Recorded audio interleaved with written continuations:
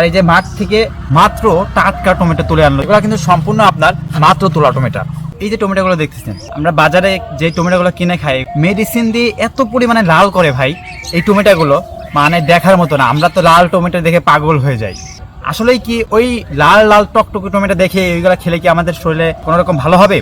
বরঞ্চ কিন্তু আরো ক্ষতি। টমেটো খায় না এমন মানুষ খুঁজে পাওয়া কিন্তু অনেকটাই দুর্লভ। বিশেষ করে মাহে রমজানকে উপলক্ষ করে শত শত কৃষকরা কাঁচা টমেটো তুলে অনেক পরিমাণে কীটনাশক এবং ওষুধ দিয়ে লাল টকটকে করে ফেলে। চলুন কথায় আসা যাক। আমরা তো টমেটো অনেক পরিমাণে খেয়ে থাকি। আপনি কখনো টমেটো আর শসা একসাথে খাবেন না, টমেটোর সাথে কখনো লেবু খাবেন না। আমাদের না জানার কারণে আমরা সব থেকে বেশি এই বিষয়গুলো ভুল করে থাকি। বিশেষ করে আমরা যে কোনো অনুষ্ঠানে শসা, লেবু এবং টমেটো একসাথে করে খাই। এটা আপনার শরীরের জন্য অনেক পরিমাণে ক্ষতিকর। আপনি যদি টমেটো গুলো বাজার থেকে কেনেন তাহলে অবশ্যই লবণ পানির মধ্যে কয়েক মিনিট টমেটো গুলো ধুয়ে নেবেন, কারণ বাজারে যে টমেটো গুলো পাওয়া যায় সেইখানে প্রচুর পরিমাণে ভ্যাকসিন এবং ঔষধ মিশ্রিত থাকে। আচ্ছা, এবার টমেটোর উপকারিতার কয়েকটা বিষয় বলি। যাদের অ্যালার্জি, চুলকানি এবং মুখের এক এক জায়গায় এক এক রকম রোগ বা কোনো ধরনের সমস্যা, তারা কিন্তু টমেটো খেতে পারে। এর ফলে আপনার ত্বক প্রচুর পরিমাণে সুন্দর হবে। আর আপনি সবসময় চেষ্টা করবেন ভ্যাকসিন মুক্ত টমেটো সংগ্রহ করার জন্য।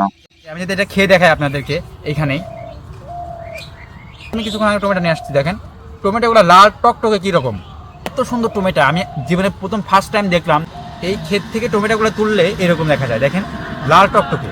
আসলে আমরা যে কি খাই আমরা নিজেও জানি না।